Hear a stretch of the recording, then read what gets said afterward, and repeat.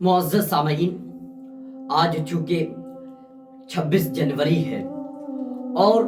پورے ہندوستان میں اور پورے ہندوستان کے باشندے جو ہندوستان کو اپنی جانوں سے بھی زیادہ ہم محبت کرتے ہیں اور اس ملک سے ہم بے پناہ الفت و پیار کرتے ہیں، کیوں نہ کریں؟ اس لیے کہ یہی وہ ملک ہے جن کے لیے میرے اسلاف نے قربانیاں دیں، جن کے لیے میرے اسلاف نے طرح طرح کی تکلیفیں جھیلیں۔ یہی وہ ملک ہے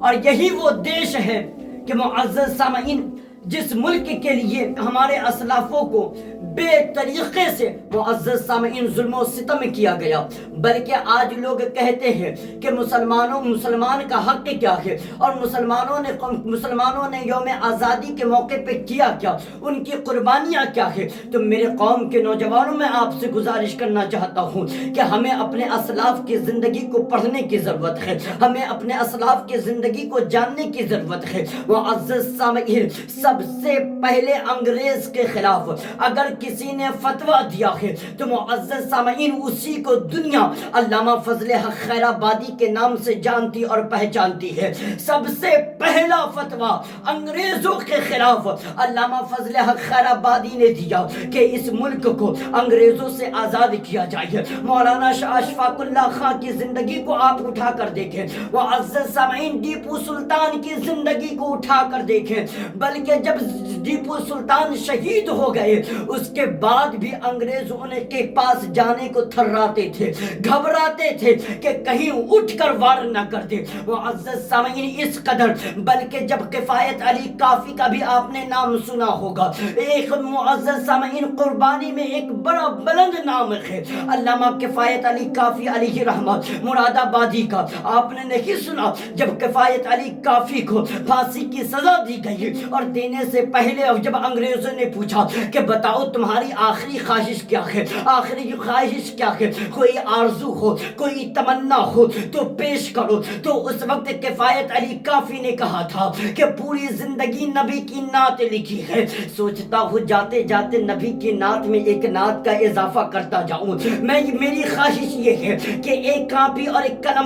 قلم پیش کیا جائے۔ معزز سامعین، کفایت علی کافی مراد آبادی علی رحمت رضوان کو پھانسی کی سزا دینے و پھانسی کی سزا پہ چڑھنے والے ہیں، لیکن یہاں پر ایک فکر یہ بھی دوں گا کہ دیکھو کیا عشق رسول تھی کفایت علی کافی مراد آبادی کو آقا کریم صلی اللہ علیہ وسلم سے اگر کسی کو معلوم ہو کہ آج کے بعد میں اس دنیا میں نہیں رہوں گا، اب میرا دنیا سے رخصت ہونا طے ہے، اب مجھے پھانسی مل جائے گی، اب میں دنیا کو چھوڑ دوں گا، تو اس وقت انسان کی خواہش کیا ہوتی ہے کہ میں اپنے اولاد کو مل لوں، اپنے رشتہ دار سے مل لوں، اپنے عزیز سے مل لوں، اپنے اقربا سے مل لوں، اپنے والدین سے مل لوں، اس سے کچھ باتیں کر لوں، کچھ کلام کر لوں۔ لیکن کفایت علی کافی مراد آبادی کی زندگی کو دیکھیں۔ معزز سامعین، جب انگریزوں نے کہا کہ کوئی آخری خواہش، تو اس وقت کفایت علی کافی نے کہا تھا پوری زندگی نبی کی نعت لکھی ہے، سوچتا ہوں جاتے جاتے نبی کی نعت میں ایک نعت کا اضافہ کرتا جاؤں۔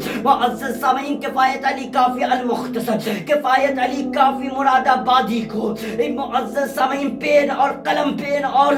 کاغذ دیا گیا، اور پھر انہوں نے جو اشعار لکھے ہیں فرماتے ہیں کوئی گل باقی رہے گا نہ چمن رہ جائے گا، کوئی گل باقی رہے گا نہ چمن رہ جائے گا، پر رسول اللہ کا دین حسن رہ جائے گا، پر رسول اللہ کا دین حسن رہ جائے گا۔ اطلس و غم خواب کے پوشاک پہ نازا نہ ہو تم، اس تنے بے جان پر خاکی کفن رہ جائے گا، نام میں شاہانے جہاں مٹ جائیں گے لیکن یہاں حشر تک نام و نشان پنجتن رہ جائے گا۔ کیا شاعری انہوں نے کی کہ معزز سامعین، پھر معزز سامعین آپ کو پتا ہے کہ جب معزز سامعین کفایت علی کافی مراد آبادی کو جب پھانسی کی سزا دی گئی تو معزز سامعین پھانسی کی سزا دینے جب